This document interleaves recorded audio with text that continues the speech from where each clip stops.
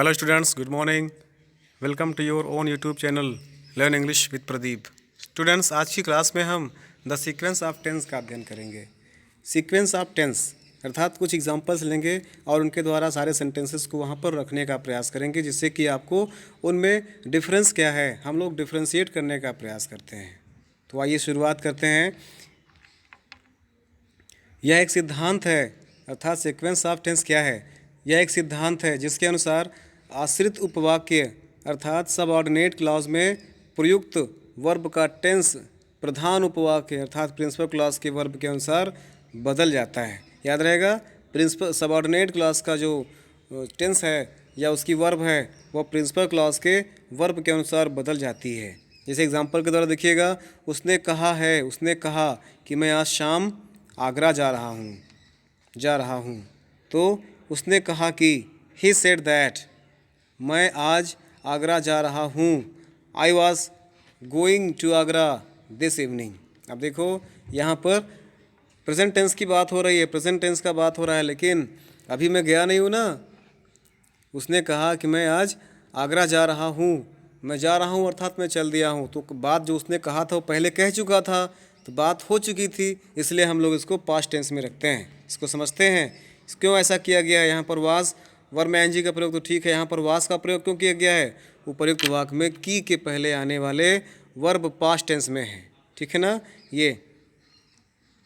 ये he said, चूँकि ये पास्ट टेंस में है इसलिए इसके बाद वाला टेंस भी हमको पास्ट टेंस में ही रखना है। इसलिए की के बाद वाले वर्ब को भी हमको पास्ट टेंस में ही बदलना होगा। इस प्रकार जा रहा हूँ का अनुवाद वाज गोइंग होगा, ना कि एम गोइंग होगा। स्पष्ट है, हम लोग नरेशन में इसको पढ़ चुके हैं। जब रिपोर्टिंग वर्ब पास्ट टेंस में होगा तब रिपोर्टेड स्पीच का टेंस भी पास्ट टेंस में होता है, ठीक है ना। इसका रूल फर्स्ट कहता है, यदि प्रिंसिपल क्लॉज की क्रिया वर्तमान काल या प्रेजेंट टेंस में हो तो सबऑर्डिनेट क्लॉज की क्रिया भी प्रेजेंट टेंस में ही बनाई जा सकती है या फिर प्रयोग की जा सकती है।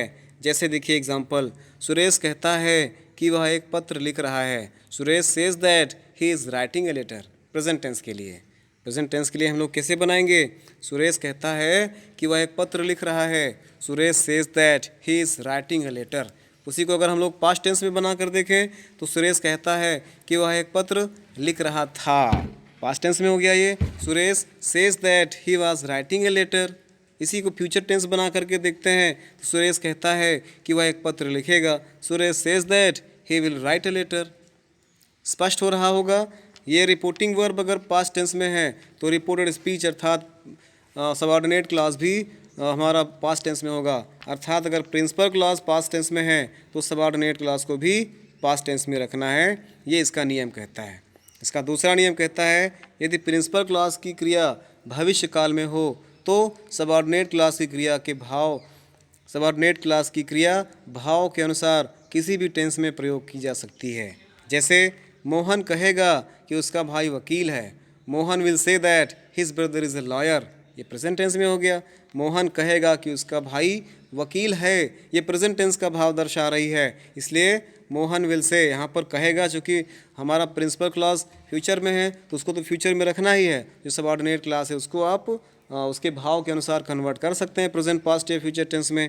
तो मोहन कहेगा कि उसका भाई वकील है, फ्यूचर टेंस और प्रेजेंट टेंस तो बन जाएगा Mohan will say that his brother is a lawyer. उसी प्रकार से दूसरा एग्जाम्पल कहता है, सरला कहेगी कि वह मथुरा में रहती थी। यहाँ पर देखिए फ्यूचर टेंस, यहाँ पर देखिए पास्ट टेंस आ रहा है। तो फ्यूचर टेंस है वह सरला कहेगी, सरला विल से दैट वह मथुरा में रहती थी। She lived in Mathura.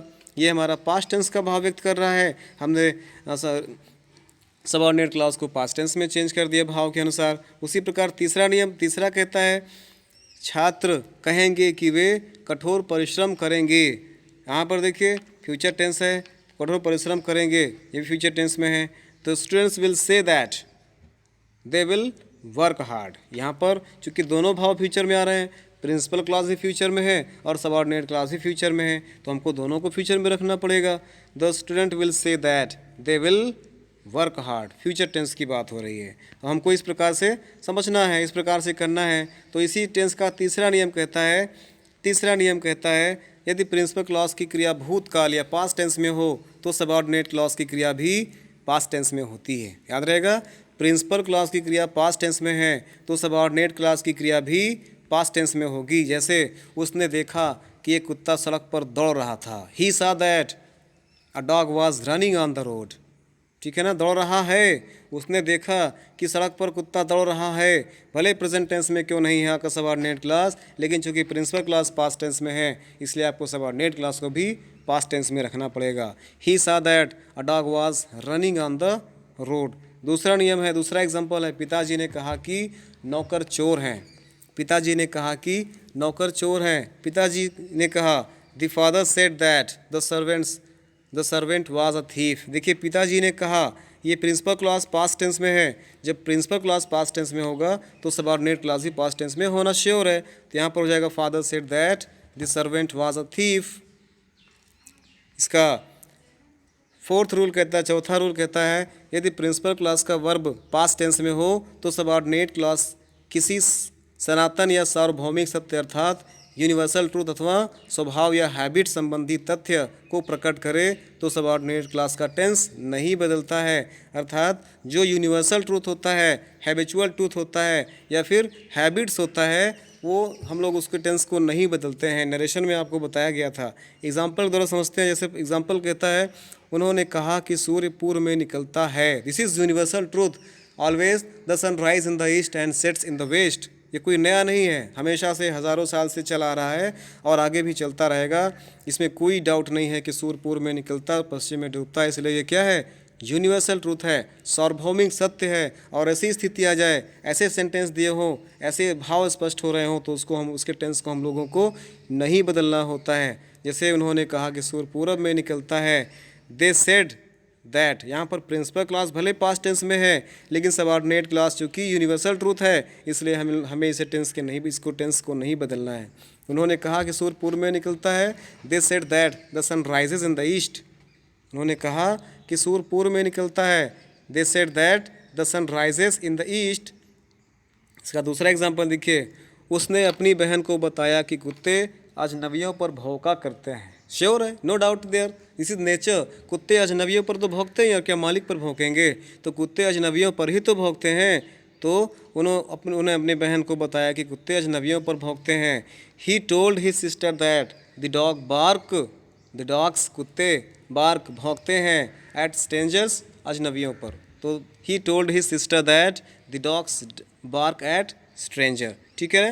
इसका फिफ्थ रूल कहता है कि यदि आश्रित उपवाक्य अर्थात जो आश्रित उपवाक्य हैं पर्पस या उद्देश्य के भाव को प्रकट करे तो वर्तमान काल के साथ में तथा भूतकाल के साथ माइट का भी प्रयोग किया जा सकता है। ऐसे आश्रित वाक्य के पूर्व में ताकि या संयोजक शब्द आता है। जैसे मदन बहुत परिश्रम करता है ताकि पास हो जाए।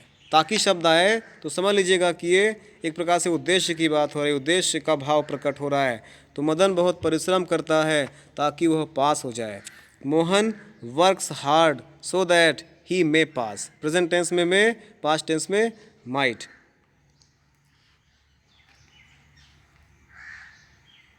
वर्तमान या प्रेजेंट टेंस के लिए मे और पास्ट टेंस के लिए माइट का प्रयोग करते हैं। तो मदन बहुत परिश्रम करता है ताकि वह पास हो जाए। Madan works hard so that he may pass. इसको पास्ट टेंस में देख लेते हैं। उसने कठिन परिश्रम किया ताकि वह प्रथम श्रेणी पास हो सके। पास्ट टेंस में दोनों है।